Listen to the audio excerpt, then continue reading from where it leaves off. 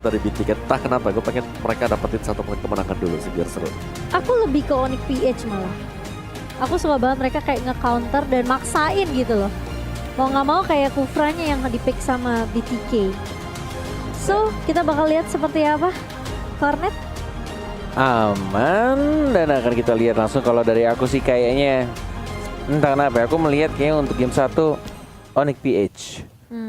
Karena aku masih belum nggak tahu ya, aku ngeliat Shark pakai Kufra nggak tahu ya, aku melihatnya sih ini draftnya dari anak-anak BTK. Kayaknya emang ini draft yang sudah mereka persiapkan mungkin ya untuk di upper bracket sekarang. Jadi emang tidak bisa dibaca oleh tim musuh sehingga mereka memakai hero-hero seperti ini. Dan bahkan kita juga tahu ini Baloyski atau Baloy, Lito Baloyski yang akan menjadi Lito Wonder ya untuk anak-anak Onyx PH. Oke. Ya yang aku takutin justru ini ya sih Nat. Siapa namanya, Natalianya sih. Kayak mereka tuh kayak oke, tuh udah kan baru dia omongin walaupun agak sedikit miss sedikit banget sebenarnya hatred tadi. Hampir ya. Hampir aja. Tipis banget itu. Hampir banget dia agak sedikit miss untuk stun-nya. Iya. Tapi untung langsung bisa di follow up dengan cepat. Walaupun ada Purify juga, masih ada execute dan langsung diamankan balik. Dan yes, Shark yang langsung saja nge-secure killnya di arah gold lane. Marky yang menjadi sasaran Nechimomo. Iya, Marky. Oke, ini agak sedikit mahal karena gold lane-nya yang ditukarkan. Sementara Zia yang tumbang di area mid. Itu kalau stunnya kena mungkin gak terlalu buying time berapa detik ya sebenarnya tadi di area midnya. Tapi pertukaran yang sangat worth it untuk BTK. Dunia tumbang. Tuh lihat di map gak tadi Cimomo di bawah? Apa tuh?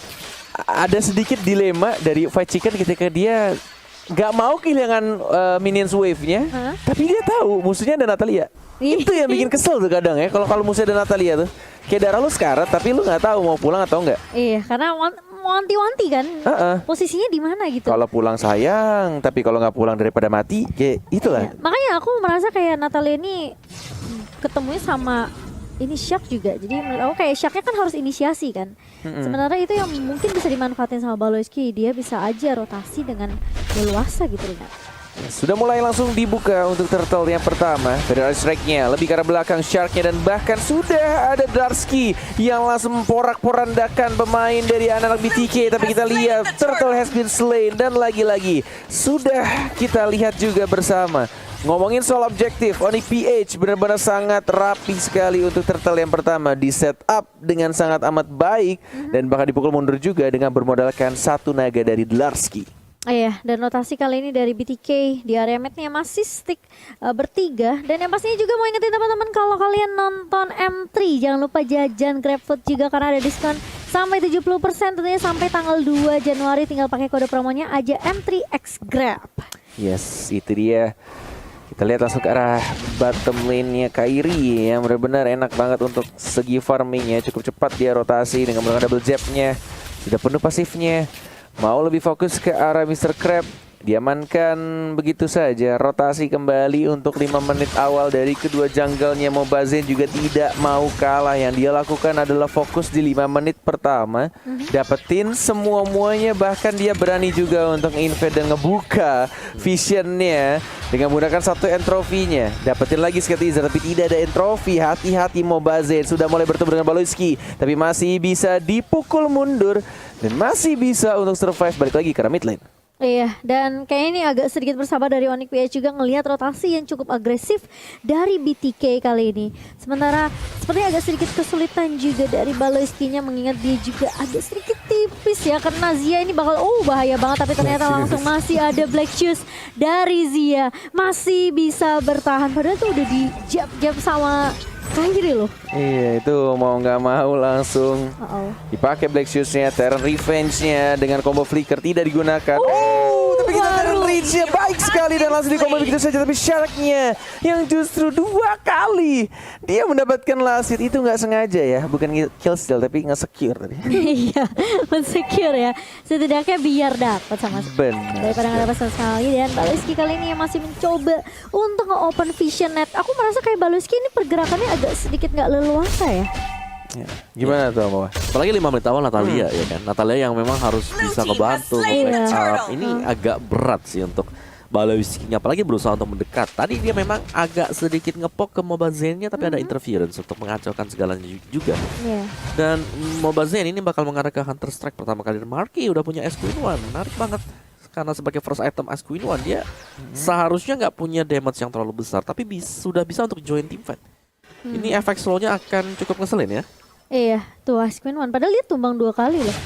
Tapi masih bisa untuk mengamankan dari segi networknya. Mobazen kali bakal coba dikejar. Oh, itu tipis banget. Dan oh, Kairi masih di retri mau nggak mau. Dan bahkan kali ini Victor pun tumbang ternyata net. Yes, ditumbangkan begitu saja. Masih ada satu black shoes dari Zia-nya.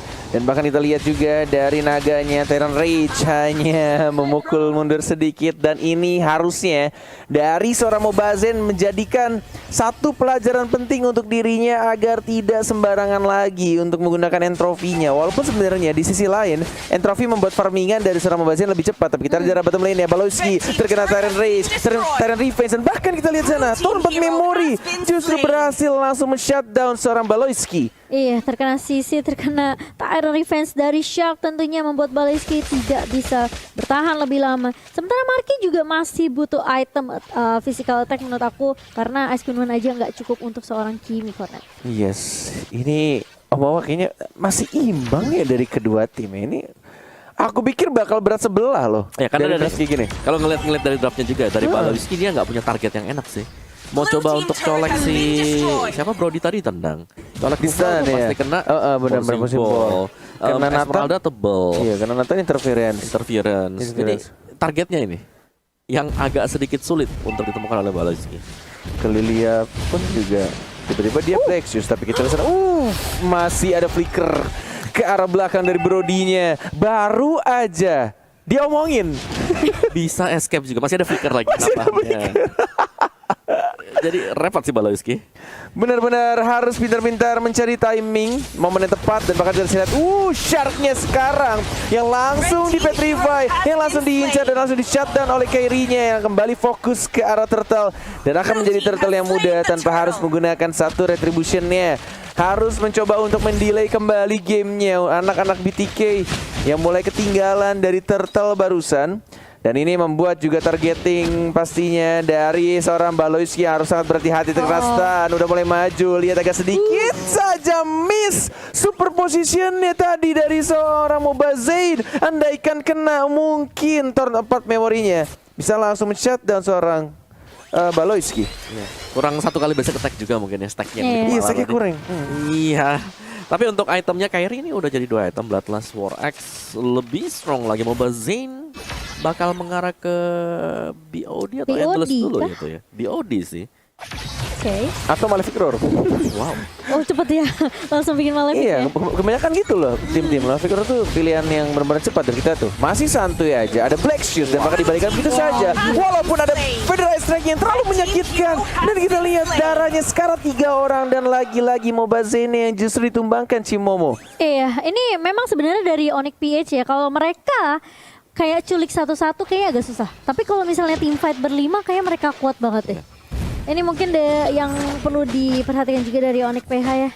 Kalau misalnya mereka mau culik satu-satu, apalagi Baloiski berkali-kali dia coba untuk nyulik ke arah Brody, masih bisa di flicker. Ke Zia juga udah ada Black Shoes. Jadi kalau memang mau mungkin dia bisa coba untuk inisiasi, tapi harus di follow up sama teman-temannya yang lain. Bener. Atau timingnya mungkin ya, kayaknya lebih enak kalau si Baloiski ini barengan Pakito nggak sih ketika dia masuk di silence and then langsung di double jab and then ada Federal Strike juga di belakangnya. Jadi benar-benar harus Symphony of Skill-nya jalan. Seperti yang sekarang baru saja diomongin Shark yang di silence. Lihat, nggak bisa dia flicker. Masih ada Petrify dan diincar lagi dan lagi. Mobazen yang nggak bisa entropy, nggak bisa escape dan bahkan Baloiski-nya udah siap kembali di arah rumputannya. Victor tidak berhasil membuka dan bahkan kita lihat masih bisa dihindari. Victor yang sekarang menjadi incaran dari damage dari seorang Kimi-nya Marky terlalu menyakitkan. Zia masih ada Black Shoes, masih bisa mundur ke arah belakang dan Fight Chicken yang masih belum mati. Ada Kairi yang tiba-tiba flanking dan langsung di shutdown begitu saja. Dihancurkan pelan-pelan dari anak-anak North America BTK. Wow, Onyx PH mereka tahu banget mereka harus motong pergerakannya BTK. Mereka tahu mereka memang teamfight di area turretnya. Tapi kalau kita ngeliat instant reply-nya nih Kowawa. Yes, oleh Samsung Galaxy A52s 5G di mana ini ditarik sebenarnya, di-kiting ke belakang. Dan ketika semua source-nya sudah habis, Esmeralda Kairinya hanya tinggal nungguin tuh. jalan kaki. Tuh Kairinya. Anteng aja dia nungguin. Pas banget loh. Dia bener-bener nunggu di situ lah, ada minion padahal. Iya, dan pas banget Cuek aja. Feather Ice Strike-nya juga ada. Jadi emang kombonya itu masuk dari Kairi dan juga Hatred kali ini. Dan sepertinya sudah mulai mendominasi perlahan demi pasti kok. Ya, terlihat dari perbedaan gap levelnya di sini antara Mobile Zane dan juga Kairi.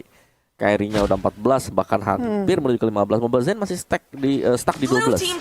Jadi berat untuk BTK sekarang dan mereka hampir gak punya jawaban sebenarnya. Mereka hanya bisa kabur, tapi mereka sulit untuk memberikan sisi kecuali kalau shocknya bisa kena dari Tyrant Revenge-nya. Yes, harus mencari momentum yang sangat baik. Balewski lagi-lagi menjadi Little Wonder untuk anak-anak Onyx PH. Iya. Yang tampaknya di sini BTK juga mencoba untuk mempertahankan dari daerah mid-nya. Di atasnya sudah mulai di-push, tapi tampaknya hanya dikacangin aja untuk Minions Wave-nya. Lebih memilih untuk membuka visionnya di arah tengahnya. Outer turret-nya dihancurkan dan mencoba untuk men-setup di arah top lane. Dari seorang Balewski, satu saja serangan. Ulti dilakukan dari seorang Markinya, tapi lihat Feather Ice Strike-nya 2 tetes aja. Udah sisa 1 bar. Oke. Itu kalau ada maksimum charge mati nggak tuh ya? Udah dipakai sih tadi maksimum Tadi charge-nya. kepake buat ngecek ini ya boostnya ya. Iya. Tapi Tuh lihat. ya yang bagus dari Onyx PH mereka nggak sayang resource skill sih. Lempar Iya. semua. Lempar semuanya. Lempar semua dan mereka PD-nya adalah mereka berhadapan dengan 2 marksman. Partialnya efektif banget. Iya. Jadi gak ada marksman yang bisa stay di tempat untuk kasih basic attack. Wah, di bait aja. Dan langsung mundur dengan menggunakan jabnya Balewski. Agak sedikit bernafsu di arah bottom lane, tapi it's okay. Itu dia space yang dia buat untuk teman-temannya yang mendapatkan turret di arah top lane-nya. 1 poin kill terhadap Balewski itu tidak berarti ketika kau kehilangan turretmu, dan itu adalah turret ketiga. Dan bahkan sini lihat kombonya mulai jalan dengan menggunakan 1 Tyrant Revenge-nya dan Tyrant Rage, tapi tidak berhasil untuk membunuh Dalski-nya. Flicker ke arah depan, Facikan terlalu percaya diri, darahnya sangat-sangat tipis dan langsung di shutdown. Black Shoes-nya udah nggak ada. Marki mengincar ke arah Lilia kecil dan langsung killing spree di sana, Cimomo. Iya, udah ngelihat dia udah pakai black shoes-nya, itu udah enak banget. Marknya tinggal jaga posisi aja. Dan memang terlalu overcommit ya dari Facikan sendiri ya. Dia sampai ke panis padahal tuh masih ada sisi juga dari Larski, masih ada Furious Death juga. Dan kita tahu Hatred di sini juga dia nggak ke pick up sama sekali, berarti dia memperhatikan posisi dia. Dan stun-nya itu selalu connect ke pemain-pemain dari BTK, Koret. Yes, ini mulai agak-agak gemeter deg-degan gak nih anak-anak BTK ya. Ngomongin soal Onyx PH lebih weaker dari anak-anak Blacklist. Tapi nyatanya ini untuk game 1 justru malah mereka yang kayak menurutku lebih kesulitan nih dari segi farmingnya, team fight-nya. Benar-benar. Plus ya menurut aku dari Onyx PH mereka cuma perlu ngedodge aja Tyrant Revenge dari Shock. Ya. Kayak tadi di mid. Gak ada sisi lagi kan. Yang paling slower aja sisanya. Atau mungkin si Esme itu juga cuma sebentar doang ya. Ya, bisa dikatin ke belakang juga Marki. Ini Marki bebas banget. Dan kita intip dari itemnya juga Hatred kali ini sudah akan banyak banget ya itemnya. Clock of Destiny, Lightning Truncheon, Holy Crystal bisa jadi atau Divine Glaive. Sedangkan Marki nih Ice Queen One tadi first item, Glowing One, Holy Crystal jadi full match item untuk Marki. Pantas sakit banget ya. Maximum charge sekali tembak itu marksman-nya pasti hilang 1/4 HP juga. Dan ini item defense-nya Athena Shield, jadi cukup respect dua-duanya. Teman, banyak dari item defense juga pastinya nggak bakal mengangkat karena Kairi udah siap. Kairi siap untuk jump in dengan physical damage. Yep, bener banget. Apalagi ini Markinya juga dia ada efek burn dari Glowing One juga nih, Net.